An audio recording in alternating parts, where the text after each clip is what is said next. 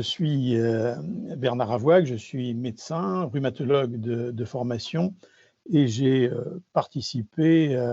aux travaux de la commission de transparence depuis son origine jusqu'à maintenant, ce qui représente un long parcours dans l'évaluation du médicament et des dispositifs médicaux.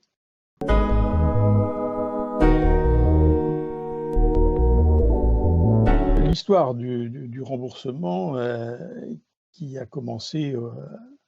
même avant la création de la commission de transparence en 1981 montre qu'il y a un principe relativement permanent qui est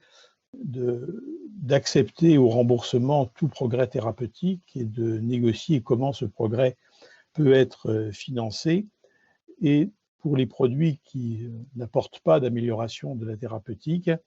d'essayer de réaliser les conditions d'une économie dans le coût du traitement. Donc ce principe est toujours d'actualité et ce qui caractérise l'évolution de cette évaluation est un degré de complexité croissant puisque chacun des paramètres de l'évaluation ont donné lieu à des contraintes pour les industriels en matière de règles de l'évaluation de façon à maîtriser au mieux l'évaluation en vue du remboursement. Ces règles sont devenues maintenant très, très complexes, à la fois pour les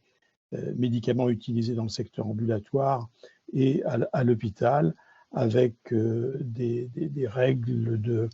de critérisation, de calcul de l'impact sur les populations pour guider au mieux la négociation du prix.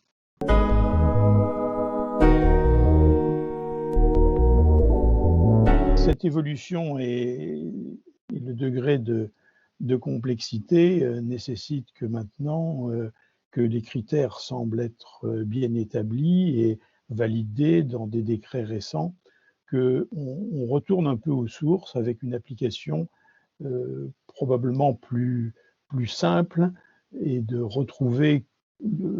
l'objectif de cette évaluation en deux temps, de l'intérêt thérapeutique des médicaments pour décider du remboursement et du degré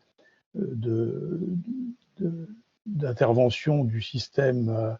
national d'assurance maladie ou des complémentaires, c'est-à-dire redonner au SMR sa valeur de critères de remboursement et de niveau de remboursement, et ensuite de la quantification du progrès thérapeutique, de ne pas mettre des règles trop strictes qui, en définitive, en fonction du niveau de progrès, privent l'accès des patients, en particulier dans le secteur hospitalier, et donc un souci de simplification et d'efficacité centré sur l'accès de tout médicament qui apporte un progrès thérapeutique aux patients qui en ont besoin.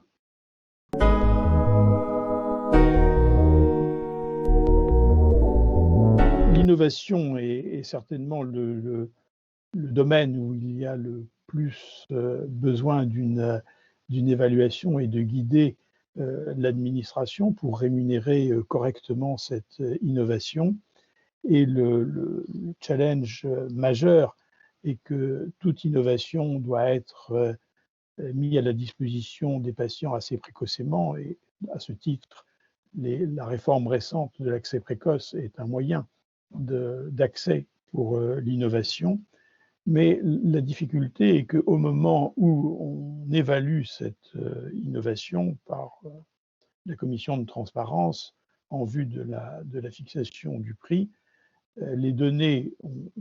sont souvent insuffisantes ou immatures ou trop précoces, et l'absence de possibilité dans le secteur de l'innovation d'avoir des critères pour réduire l'incertitude après commercialisation augmente le gap entre la connaissance que l'on a du médicament, qui est forcément pas parfaite au début, à la première évaluation, et ça met le comité économique en difficulté, car rémunérer une innovation si l'évaluation explique qu'on ne peut pas dire quel est l'intérêt thérapeutique, ni quantifier le progrès. Donc il faut repenser le système d'évaluation pour les innovations, avec probablement des règles différentes pour décider de la prise en charge et de savoir comment on peut réduire l'incertitude après la commercialisation de ces médicaments, donc établir des règles